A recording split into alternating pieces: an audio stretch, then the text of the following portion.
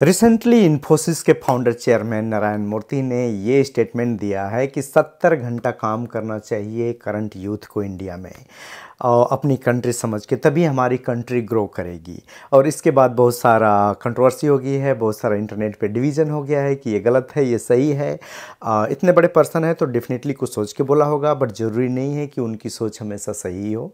तो चलिए थोड़ा सा हम लोग डिटेल में बात करते हैं और यूएस में क्या ट्रेंड चल रहा है, कितना इंडिया के लिए फिजिबल है, कितना ट्रू है, इस पे भी बात करते हैं। उनका हम देख सकते हैं न्यूज़, नीचे लिंक भी दे दूंगा। तो उसमें इन्होंने बोला है कि फर्स्ट टाइम इंडिया का वर्ल्ड लेवल पे अच्छा रिकॉग्निशन हो रहा है इकोनॉमिक ग्रोथ के मामले में।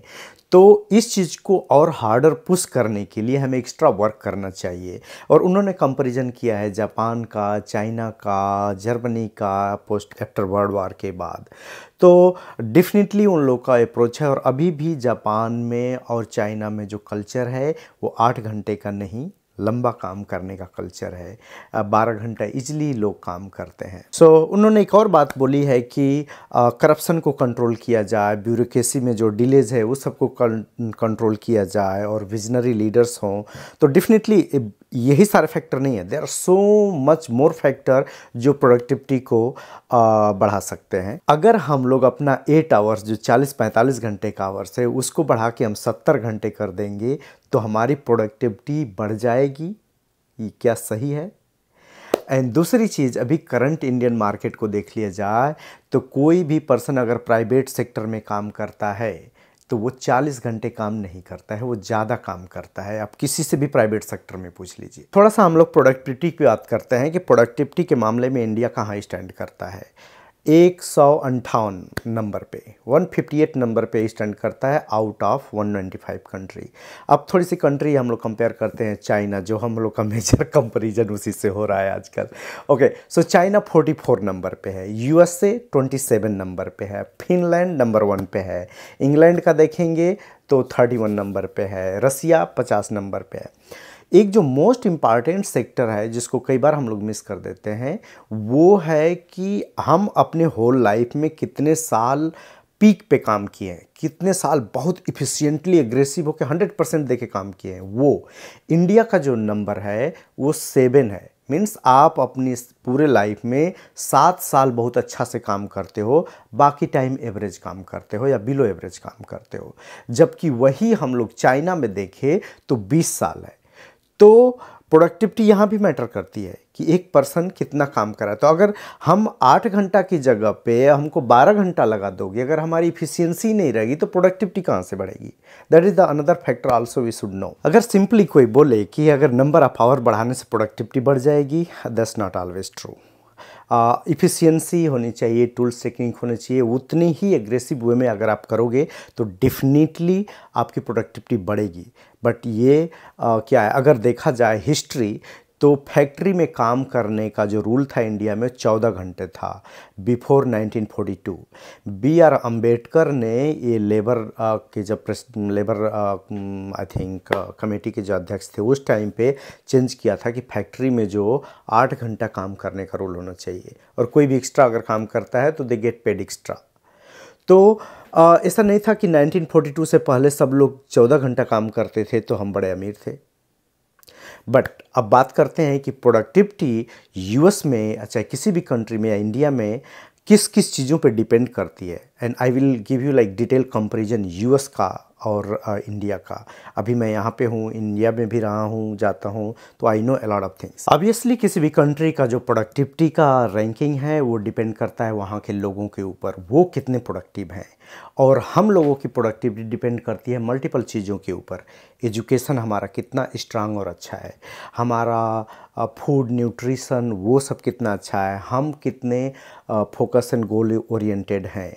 मीन्स हम हमेशा काम की बात करें, हम पॉलिटिक्स अननेसेसरी चीज़ों में इन्वॉल्व हो जाते हैं। पूरा यूथ पॉलिटिशियन को सपोर्ट करके पॉलिटिशियन के उस पर झगड़ा करके आगे बढ़ता है, तो पॉलिटिशियन भी तो यूथ को डाइवर्ट करते हैं इधर उधर। तो there are so many factors. या फिर नेचुरल रिसोर्सेज को हम लोग कितने अच्छे से हार्वेस्ट कर रहे हैं, एग्रीकल्चरल लैंड हमारे पास कितना ज़्यादा है और उसको कितना इफ़िशिएंटली यूज कर रहे हैं। फिर इसके बाद हमारे पास tools and techniques and infrastructure कितना है। अगर हम एक काम को करने के लिए अपने घर से बनारस जाते हैं तो पूरा हमारा दिन ख़त्म हो जाता है, बट अगर हम वही यूएस में हम मल्टीपल जगह पे चले जाते हैं, बनारस से ज़्यादा हम लाइक 100 किलोमीटर या 500 किलोमीटर की जर्नी ट्रेवल करके काम करके चले आते हैं, and still I do not feel tired. Okay, तो इंफ्रास्ट्रक्चर भी है, टूल्स एंड टेक्निक्स, मतलब आपके पास गाड़ी की है, ये सारे रिसोर्सेज हैं, मनी पावर है, तो प्रोडक्टिविटी सिर्फ हम लोग को 70 घंटा काम करने से बढ़ जाएगी। हमको एजुकेशन किस लेवल का मिला है, जैसे एक चीज़ हम कंपेयर करें, यहाँ पे अगर आप आते हैं, कोई भी बैचलर लेवल का लड़का यूनिवर्सिटी से निकलता है, वो फार्मास्यूटिकल इंडस्ट्री में काम करने के लिए फुल रेडी होता है, उसके पास इतनी टेक्निक होती है। और अपने यहाँ से सिर्फ आईआईटीज़ और कुछ सेंट्रल यूनिवर्सिटी के ही लड़के जो बैचलर लेवल के होते हैं वो काम कर सकते हैं डायरेक्टली फार्मास्यूटिकल इंडस्ट्री में, बट सब जगह से नहीं। यूएस के किसी भी यूनिवर्सिटी से उठाइए, एकदम थर्ड क्लास यूनिवर्सिटी से बैचलर लड़का केमिस्ट्री का किसी भी एरिया का, वो इंडस्ट्री में जॉब करने के लिए फुल रेडी होता है। तो हमारी एजुकेशन कितनी स्ट्रांग है, और हम चाहेंगे कि उस लड़के को जिसको कुछ नहीं आता है, हम आज पीजी कॉलेज से मैं पढ़ा था, वहाँ पे बीएससी में हमको कुछ नहीं आता था, सिर्फ थोड़ा थ्योरी के अलावा कुछ नहीं आता था। अगर कोई बोले कि आप 70 घंटा करके प्रोडक्टिविटी बना दो, नहीं, आप 70 क्या और भी 170 कर दोगे तो भी नहीं बढ़ेगा, क्योंकि हमारे पास वो नॉलेज, टूल्स, टेक्निक्स नहीं है। तो जब हम लोग स्ट्रेट फॉरवर्ड कंपेयर करते हैं चाइना से, जापान से, if you see there one more video मैं लिंक में डालूंगा जिसमें कि उस पर डॉक्यूमेंट्री है कि चाइना की जो इकोनॉमिक ग्रोथ अभी हम लोग 20 सालों में देख रहे हैं वो अभी नहीं स्टार्ट हुई है, 1970s 80s में स्टार्ट हुई है। बेसिकली उसका फाउंडेशन कि कैसे एजुकेशन में हर एक इंफ्रास्ट्रक्चर में जब चेंज किए हैं, जब उसके बाद लोग आए हैं तो उसकी पावर दिख रही है। तो अभी अगर मैं अपने गांव के एजुकेशन सिस्टम को उठा के देखूं तो वहाँ पे जो टीचर हैं वो कुछ नहीं पढ़ाते हैं। क्लास 5 का लड़के को उठा के हम कुछ भी पूछ दें वो कुछ भी नहीं जानता है। ग्रेजुएट लड़का को आप अगर हमारे गांव की वीडियो देखे होंगे तो ग्रेजुएट लड़के उनको पता नहीं है कि क्या करना है। तो अगर वैसे हम सोचे कि उनका टाइम बढ़ा के प्रोडक्टिविटी बढ़ जाएगी, नहीं, there are so much things we need to like investigate. रही बात मैनेजर्स, विजनरी लीडर्स एंड जो इनोवेटर्स और एंटरप्रेन्योर्स, इनकी ज़रूरत है। The role of leaders is really important. एक मैं और एग्जांपल देना चाहूँगा कि मैं अभी जैसे इंडस्ट्री में काम करता हूँ और इससे पहले मैं 8 साल एकेडमिक में काम किया था। अगर दोनों को कंपेयर करें ना तो जो ह्यूज शिफ्ट है वो लीडरशिप का है। जो काम हम वहाँ पे 1 हफ्ते में करते थे, हम लोग इंडस्ट्री में 1 दिन में काम करते हैं। और ये पीएचडी की बात नहीं कर रहा हूँ, इंडिया में भी है ये। इंडिया में किसी मैन्युफैक्चरिंग फार्मास्यूटिकल प्लांट में काम कीजिए, देखिए कैसे काम होता है, और वो भी 8 घंटे में ही काम कराते हैं। ठीक है, प्रोडक्शन बढ़ाना है वो 2 शिफ्ट कर देते हैं, 8 घंटा तुम काम करो, 8 घंटा और काम करो। एक जो मेजर शिफ्ट जो मैंने देखा कि लीडर्स का है, एकेडमिक में आओ रिलैक्स हैं, ठीक है, आज नहीं होगा कल होगा, there is no deadline, there is no like specific deadline. यहाँ पे इंडस्ट्री में हम आए हैं, जैसे आज मैं काम कर रहा था, everyone was waiting for my result. Okay, engineering team, production team, they are waiting for my results. And मैं सुबह बोला था कि आफ्टरनून में करके दे दूंगा, आफ्टरनून में लंच से पहले मैं कर रहा हूँ, अब कहाँ तक है, कैलकुलेशन चल रही है। जैसे कैलकुलेशन करके रिलीज किया, सबको दिया data, okay now they are confident, they are moving for the production. तो ऐसे हम लोग 8 घंटा से काम ज़्यादा नहीं करते। और एक जो सबसे मोस्ट इम्पॉर्टेंट चीज़ है कि जो हम लोग 50-60 घंटे के वर्क को 70 घंटा करने की बजाय हम ज़्यादा से ज़्यादा युवा को जॉब दें। हमारे इंडिया में सबसे ज़्यादा बेरोजगार एलिजिबल लोग पड़े हुए हैं। ऐसा नहीं कि एलिजिबल नहीं है, उनके पास एलिजिबल है, उनके पास जॉब नहीं है। जो पीएमटी में जाते हैं या यूपीएससी में जाते हैं, इंजीनियरिंग आईआईटी में जाते हैं, तो कुछ लोग जाते हैं, बट लाखों करोड़ों लड़के जो नहीं सिलेक्ट होते हैं वो लड़के कम क्वालिफाइड नहीं होते हैं, जस्ट कुछ नंबर का फर्क होता है, बट वो लड़के भी उतने ही क्वालिफाइड होते हैं, बट वो they end up on the road. तो हमारे पास एलिजिबल वो युवा के लिए बहुत सारी जॉब भी क्रिएट करने की जरूरत है। वो कौन क्रिएट करेगा? Leaders, innovator, entrepreneurs. हमें हमेशा सरकारी जॉब का इंतजार नहीं करना है, हमें बिजनेस भी खोलना है, बट वो जो बिजनेस का कल्चर है, फैसिलिटी है, जो कल्चर क्रिएट करते हैं, इंफ्रास्ट्रक्चर क्रिएट करते हैं, सारी चीज़ें वो भी रोल प्ले करते हैं leaders, innovators, government policy, all those thing. China पूरे वर्ल्ड का बिजनेस कंट्रोल करता है and people work more than 10 hour 12 hour and they earn more. अगर हमको लगेगा कि 8 घंटा काम कर रहा हूँ तो 800 पा रहा हूँ, 4 घंटा और काम करूँगा 1200 हो जाएगा। People will work. So tools and technique भी चाहिए। अपने यहाँ किसी भी यूनिवर्सिटी से, स्पेशली आईआईटीज़ में तो काफ़ी अभी एडवांसमेंट हो गया है, बट नॉर्मल यूनिवर्सिटी से किसी भी ग्रेजुएट को उठाइए कि आप अगर फिजिक्स पढ़ रहा है, केमिस्ट्री पढ़ रहा है, बायोलॉजी पढ़ रहा है तो बस उतना जानता है। कंप्यूटेशन जानता है? नहीं।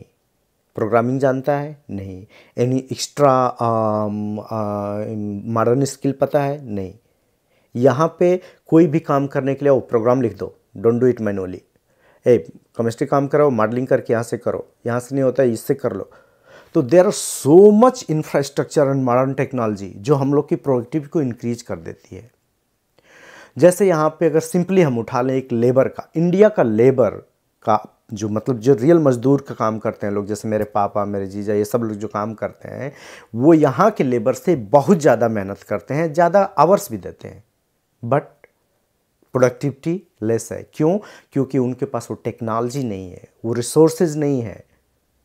वो कौन प्रोवाइड करेगा? हमारी गवर्नमेंट प्रोवाइड करेगी। उनको एजुकेट कौन करेगा? हमारा सिस्टम एजुकेट करेगा। ये सारी चीज़ें, अगर हम जा रहे हैं लखनऊ, अगर लखनऊ जाने में हमारा पूरा दिन निकल जा रहा है तो हमें हाईवे कौन प्रोवाइड करेगा? ये सब चीज़ कौन प्रोवाइड करेगा? गवर्नमेंट प्रोवाइड करे। तो देर जस्ट ये स्ट्रेट फॉरवर्ड कहना कि ओ 70 आवर्स कर दो will increase, no. And specially post pandemic era. चलिए हम लोग बात करते हैं कि पोस्ट पैंडेमिक एरा में क्या सिचुएशन है और क्यों काफ़ी लोग भड़क जा रहे हैं 8 घंटा से ज़्यादा काम करने के लिए। यूएस में सारे डेवलप कंट्रीज़ में 5 डेज वीक है। आप 5 दिन काम कीजिए, 8 घंटे मीन्स 40 घंटा, इससे ज़्यादा काम करने की ज़रूरत नहीं है। टाइम से पहले भी और पैंडेमिक के टाइम पे पहले भी कई सारी कंट्री ने ट्रायल के लिए, कंपनीज़ ने 4 आवर्स भी कर दिया, क्या कि 8 घंटे की जगह पे आप 10 घंटा काम कर दीजिए एंड अगले दिन भी फ्री ले लीजिए, तो 4 डेज का वीक कर लीजिए। कई जगह यूरोप में ट्रायल भी चला एंड काफ़ी सारी कंपनी, स्पेशली आईटीज़ कंपनी पैंडेमिक के बाद रिमोट कर दी, फुल्ली रिमोट कर दिया। और उस टाइम के बाद लोग घर से काम करने लगे। बहुत सारी कंपनी वापस बुलाना चाह रही है बट लोग वापस नहीं जा रहे हैं, तो कंपनी ऑप्शन दे रही है कि एटलीस्ट 3 डेज हाइब्रिड आप एडाप्ट करो, कि 3 दिन आपको आना है और 2 दिन घर से काम करना है। तो भी लोग नहीं जा रहे हैं, इसके लिए भी फाइट कर रहे हैं। ठीक है, क्या अच्छा है बुरा है? मेरा पर्सनल व्यू ये है कि फ्लेक्सिबिलिटी बहुत अच्छी चीज़ है, बट मैं पर्सनली लैब जाके काम करना पसंद करता हूँ। बट जो फ्लेक्सिबिलिटी 1-2 दिन आप घर से ले सकते हो जब भी मर्जी चाहे, वो चीज़ बढ़िया है। तो ये सारी कंपनी उसमें दे रही हैं। ठीक है, काफ़ी सारा जो नया ट्रेंड आ गया है नई जनरेशन में कि भाई हमको रिमोट वर्क चाहिए, अच्छा फ्लेक्सिबिलिटी चाहिए, मैं कहीं से काम कर लूँ। स्पेशली डिजिटल वर्ल्ड में हम कहीं से भी काम करने की कोशिश करते हैं। तो इस टाइम पे अगर हम फोर्स करेंगे कि नहीं हम 12 घंटा हर 6 दिन, तब जाके 12×6 72 होगा ना, तो 12-12 घंटा काम करेंगे तो हम लोग की क्वालिटी ऑफ लाइफ क्या रहेगी? क्या हमें उतना अभी जो करंट सिचुएशन देखें तो जो पॉल्यूशन है, हेल्थ है, लाइफ स्टाइल है, अगर आप अपने पे फोकस नहीं करोगे हेल्दी लाइफ स्टाइल पे एंड एक्सरसाइज पे, गुड फूड पे, तो ये 12 घंटा काम करने के बाद ना आपके पास कोई ऑप्शन नहीं बचेगा घर पे आके खाना बना के खा लो। आप फिर वही जंक फूड खाओगे, एक्सरसाइज के बिना ही रहोगे। Straight forward, it's not very easy to compare with the China and Japan and Germany. अगर जापान, जर्मनी और चाइना सबके कंपेयर करें तो यू हैव टू सी कि कितना प्रॉपर एजुकेशन, रिसोर्सेज, इन ये सारी चीज़ प्रोवाइड किए हैं। जो हम लोग हमेशा वर्क लाइफ बैलेंस की बात करते हैं, एक चीज़ मैं सच्चाई बता दूं कि काफ़ी लोग अपने से मोटिवेटेड होके they work more then 10-12 hours. Definitely आपको प्रोडक्शन बढ़ाना है, प्रोडक्टिविटी बढ़ाना है, तो ये है कि आप ज़्यादा काम करोगे तो ज़्यादा आवर्स काम करोगे तो ज़्यादा होगा काम, बट उतनी इफ़िशिएंटली आपको काम करना है और उसके लिए सेल्फ मोटिवेशन भी चाहिए। जैसे कोई भी एंटरप्रेन्योर है, कोई भी अपनी बिजनेस स्टार्ट करता है, वो 8 घंटा नहीं काम करता है, वो हमेशा 14 घंटा 15 घंटा काम करता है, तभी उसकी बिजनेस चलती है। कोई दुकानदार उठा के देख लीजिए किराना मर्चेंट पे, अगर वो काम करता है तो वो सुबह दुकान खोलता है, रात तक दुकान उसकी 10 बजे तक चलती है। तो वो 8 घंटा नहीं काम करता है। यहाँ पे कंपनीज़ में कहीं भी बड़े लीडर्स हो, जो इनको बड़ी पोजीशन पे जाना है, बड़ी पोजीशन हायर करना है, स्पीड में जाना है, मैं 3 साल पे नहीं प्रमोशन लेना है, हमको 1 साल पे लेना है, हम क्या 10 साल बाद डायरेक्टर नहीं बनेंगे, हमको 5 साल में डायरेक्टर बनना है, तो those people push really really hard and 8 घंटा नहीं, वो ज़्यादा काम करते हैं। So it's really hard to enforce in current situation, but also हम लोग को सोचना पड़ेगा कि what are different tools and technique, resources, infrastructure we have to create to increase the productivity of the India. I hope we had some fruitful and good discussion, and hope to see you in the next video.